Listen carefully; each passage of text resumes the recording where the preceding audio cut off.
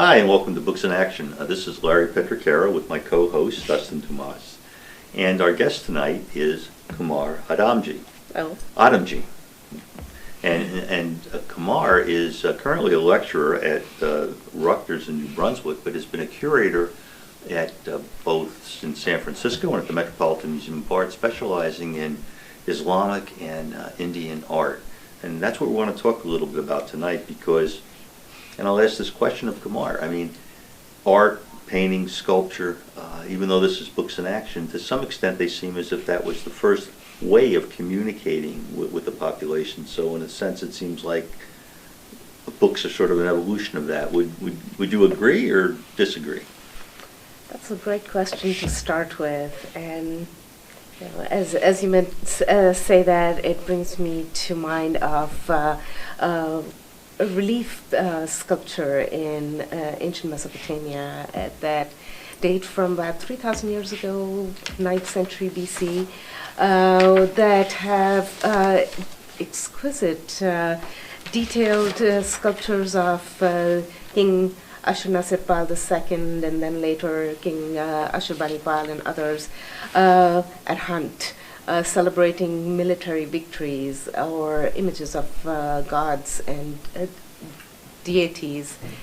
And then that brings to mind the Parthenon friezes for the Acropolis in Athens, which is slightly later, 5th century BC. And so these storytelling in pictures that appear and last long from wall reliefs and stone sculpture is, I suppose, could be seen as early examples of painted stories. Like a precursor. Yeah, yeah. It's certainly not a digital. That's for sure. Well, in terms of Indian and Islamic art, are there any kind of characteristics of that are unique, or that to people like us who are more familiar with looking at pictures of Rembrandt or Monet or something that would be that would stand out, that are different? So one of the things that walking through galleries with very different visitors, I would hear every so often, "Oh, these paintings are very flat." Because again, from our viewpoints, especially of today, of having seen a lot of European Renaissance art and everything subsequent to that, and then of course film and photography, we've gotten used to a certain definition of realism.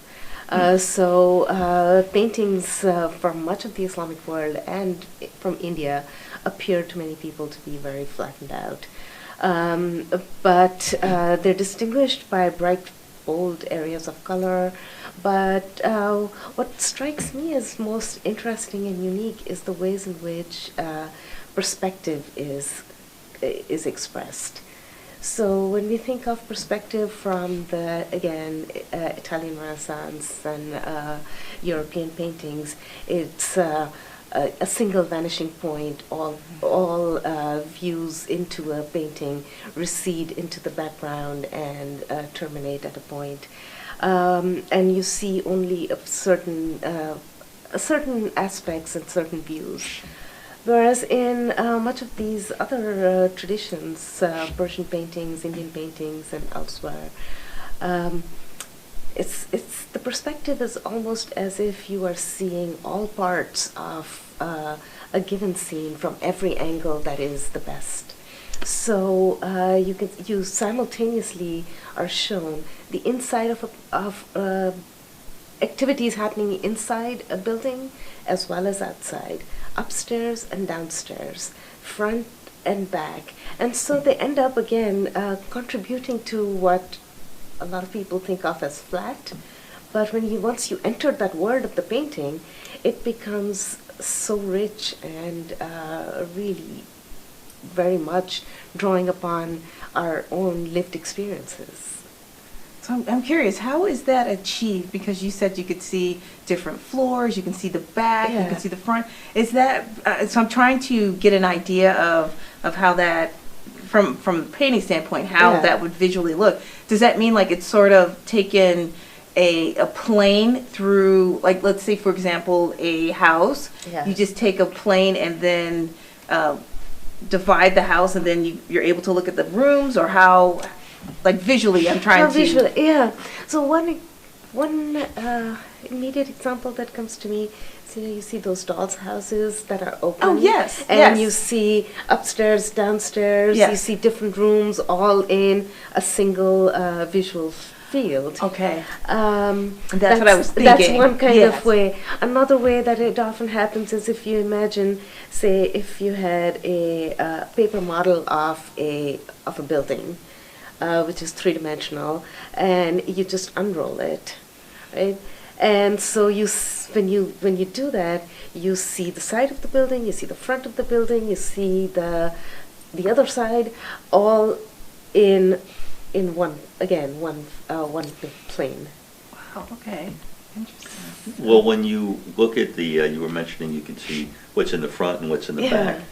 And you also mentioned that one of the curious things, or one of the unique things you felt, was perspective, or the way that in the Western art we didn't have this vanishing point. But do they use different size figures? I mean, are the figures that are painted in the back smaller than the figures that are painted in the front, or? No. No. No. So there is this kind of equality, in a way, given to different parts of the image. It varies from moment in time to region and the particular stylistic trends of a given place and time. But in many respects, there is a egalitarian quality to the ways in which figures, architecture, other objects that fill out and enrich a particular scene are displayed and depicted. So there's. We'll turn to some images, and that'll give a nice view, description of visual description of what I'm talking about. Okay. Okay, we can do that. Yeah. Yeah, we can definitely Yeah. add. Because without seeing at least one picture, it becomes hard to kind of visualize this. But you gave a really great example of the dollhouse. Yeah. I immediately, because Yeah. that's what I was thinking, Right. but Yeah. seeing all of those different rooms and the different perspectives, and you could see people doing different things, Right, exactly, going yeah. about their lives. Right. So. Well, has this kind of art, the Islamic and the Indian art, been the same for thousands of years, or has it evolved? And if it has evolved, has it changed in any dramatic sort of way, or in more subtle ways, or? It changes from, again, moment in time, as well as according to the regional styles, the modes of the artistic styles keep changing. And so once you start figuring out and learning how to see them, you can immediately tell, oh, this has got to be 15th century Herat, and it's definitely not 15th century India, because it would look very different. Or this is 15th century Herat, which is in Afghanistan, which is very different from what it would look like in, say, Shiraz in Iran, or somewhere else, or Egypt. So you can again, it's a matter of once you start seeing more and more, and attuning your eye to the different stylistic qualities, it becomes you start to pick out the differences. Well, go ahead. Are some regions? So we talked a little bit about the storytelling that the friezes, depending on where you are. Are there some areas that you study or that you cover that where you can actually see like the different stories have evolved quicker in this region versus another, or do you see the evolution of the story being told in the pictures about the same, like the stories are being told at the same rate and evolving at the same rate? So, telling of stories is one of the other distinctive aspects of much of Islamic and Indian art, but Persian, Arab, is that they're usually in books. And these, you generally do, yes, there are wall paintings as well, and yes, there are, especially in India, there are sculptural, sculptures, but the painting is primarily in book form. So paintings accompany the works of poets, of writers of romances, writers of epic adventures, writers of mystical narratives, histories, memoirs, and scientific manuscripts. So that's where one finds really the bulk of painting. Really? And paintings, like the books, were meant to be seen and enjoyed in a group of amongst a group of people. So there are so many paintings of what are called gatherings of friends, of scholars. They're called majlis, and people recite poetry. They enjoy food and beverages and read books and appreciate paintings in that process. So it's a communal activity, and the relationship then of the individual, the body, and the book and the painting become a very different one from that which you see of a painting hung on a wall and you are standing, a few feet away from it. Oh. Well, when you say they're in books, are the majority of those kinds of paintings then rather smaller? So yes, they end up becoming, very commonly they are described as miniature paintings. They are, yes, they're book format, but books can be big too. So they can be about this big or this small. Depends on the type of books and the size of books and their content. But they're viewed, in a sense, it sounds like you're saying, I thought I heard you use the word intimate, they're viewed closer up than perhaps. They are, yeah. So there is, the intimacy comes in a few different ways. Intimacy of your companions and how you look at them and enjoy them, and you pass the book over and somebody else looks at it, or more than one person are reading it together. And then there is this connection that you as reader have with the words and the writer's words, and then the artist's version of the writer's texts. So they are, in our world today, we kind of think of illustrated books as really children's books, where we have the pictures with the text, and we see them as ways of, pre-language, pre-reading ability. And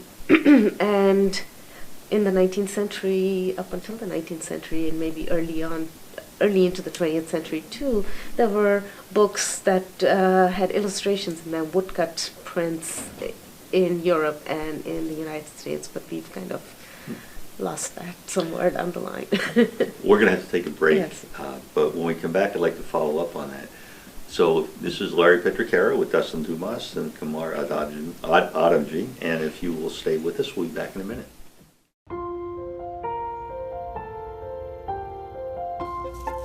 It's an onion.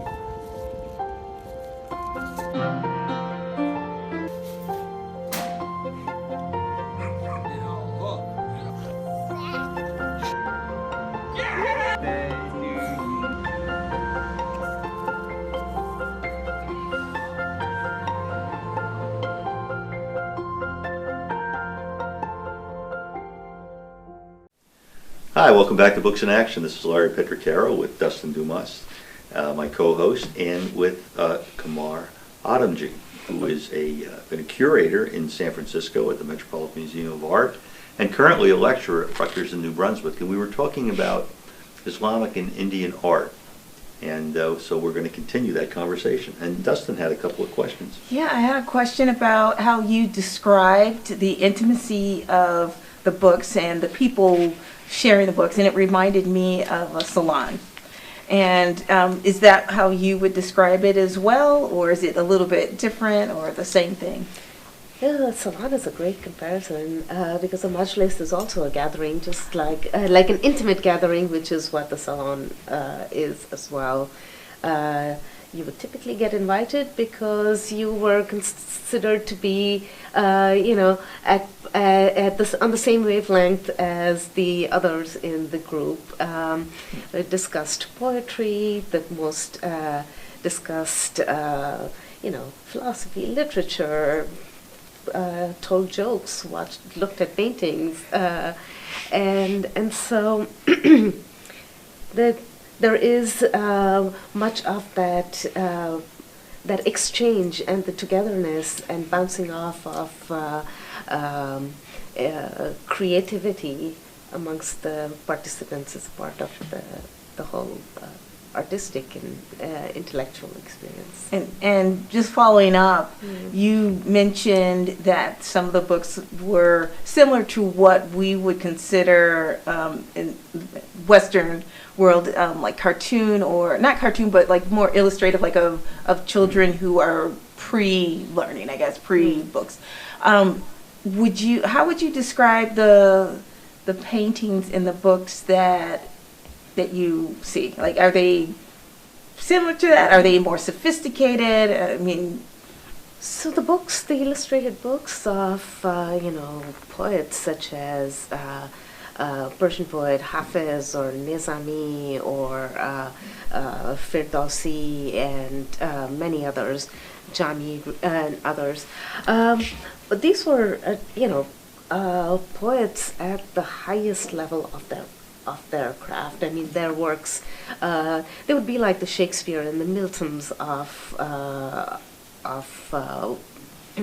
Western literature.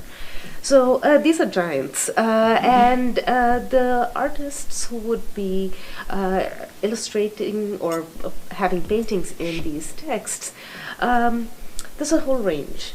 A range that goes from, very straightforward illustration of a passage that is in the on the pages, or it can be something a lot more involved, a lot more complex. Sometimes, at first glance, it doesn't even look like it's talking about, the painting is talking about the same thing as the text. So they become interpretations. And there are so many versions of these illustrated manuscripts that each one is different. okay. Well, Arabic script has always seemed so beautiful. I can't read it, of course, but it's always, does that have is that integrated into these paintings at all on a regular basis, or just coincidental basis, or not at all? Since they're usually part of paintings are more often than not included in books. The books are written in either Arabic or Persian or Turkish, and then other languages too. Many of whom have share the same script, even though the languages are different. So within the painting itself, there's usually not much writing. Okay. The writing is around the painting because it's the text itself. Sometimes there are inscriptions within a painting as well. Sometimes artists very cleverly embed their signatures into the painting, and into the architectural patterning of a doorway or of some other part of the picture, and that's where you find the writing specifically in the painting. But another place that we do find painting is on ceramics. Persian ceramics suffers, there are some groups of these ceramics where there are painted scenes, and there we find inscriptions in Persian around the painted scene, and they usually poetry of, again, famous poets. Are there any rules that a painter has to comply with? You can't depict certain things, or you should depict certain things. Does the Islamic religion have a big impact on the paintings? So, for one, we don't have this too much primary source material that really describes guidelines for artists and the likes. But the more you look, the more you see in these paintings, and one can find a whole range of different ways in which artists have used the writings as a launching off point for their own work. And so, are there any injunctions against certain ways of depiction or not? Usually, no. However, one often comes to hear, oh, Islam does not allow figural imagery, and that's not, that has not played out, that is not so. And there are images of figures and images of people and animals and all kinds of things in the corpus of painting. Because you were talking about how there are scenes painted on, I guess, pottery? Yeah. And so was the reason that was done to make it more accessible? Because I can imagine for the people, just because I can't remember the exact word you mentioned, but it's the same word as a salon. Those people are selected, are invited to come to this gathering. Whereas I would imagine, depending on how expensive the pottery is, anyone could buy that. So is there a reason why it was also, why we can see paintings not only in the books but also on physical, on pottery, things like that? Ceramics, those painted ceramics would not be cheap either. Oh, really? Okay. So, and at the same time, one could buy books in the book bazaars. So the types of books and types of illustrated books spanned a range of patronage, spanned a range of quality, and you can tell that from sometimes the size of books or the quality of the paper, the quality of the pigments used, the fineness or less fineness of the paintings, which give some hints as to who they were made for, or what kind of a person, what kind of a patron would have used those books or bought those books. The most elegant, the finest ones that we know of have imperial patronage. The ability to attract the best talent, the ability to secure the highest quality of materials, allows for really high quality works to be produced, which then also get preserved and get taken care of and survive to us today. It's something that I was just again recently reading, a 10th century catalog written in the city of Baghdad by talks about 2,000 authors and 10,000 books. He lists these 10,000 books in his catalog. So, I mean, we're talking about, even in the 10th century, the availability and the production of such high numbers of books. How many of these survive to us, is a different question. Well, I'm glad that book survived, so that So we that we know. Yeah, You know, exactly. yeah. How old is the oldest painting that you're aware of? And where is it from? So, the oldest books that survive are from about the 7th century. And most of the books that do survive are Quran manuscripts.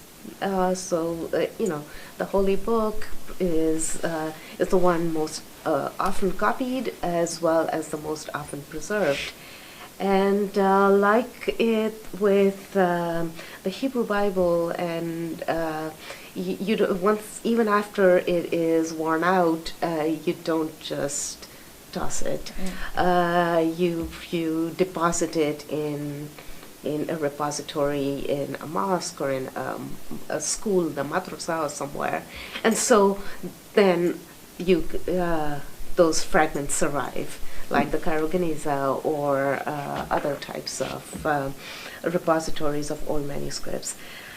The earliest painting is known from about the 11th century. And one of the earliest manuscripts that I can immediately readily think of is a book on astronomy. It's called the Book of Fixed Stars, and it shows the constellations. And that drawing from Greek and Roman, so classical sources, but then as well as Babylonian and other astronomy traditions, and then they get mapped out in these figural images of the stars.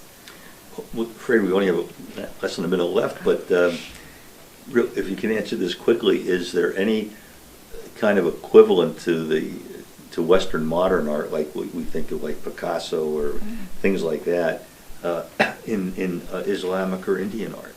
Oh, indeed. I mean, there continue to be artists who are doing some fantastic work, and there have been the book painting format starts to shift its emphasis in the course of the 19th century and definitely into the 20th century, where the artists from various parts of the Muslim world end up making works on canvas and works on other support mediums, and so we do have a variety of modernism, as we know of in our parlance today, is a notion that creatively artists have explored, artists from Iran, Iraq, Turkey, India, and elsewhere. Well, I think that's just about it. So, Thank you. Qamar, thank you. Thank you. Yeah, thank you. Thank you for joining us on Books in Thank Action. you.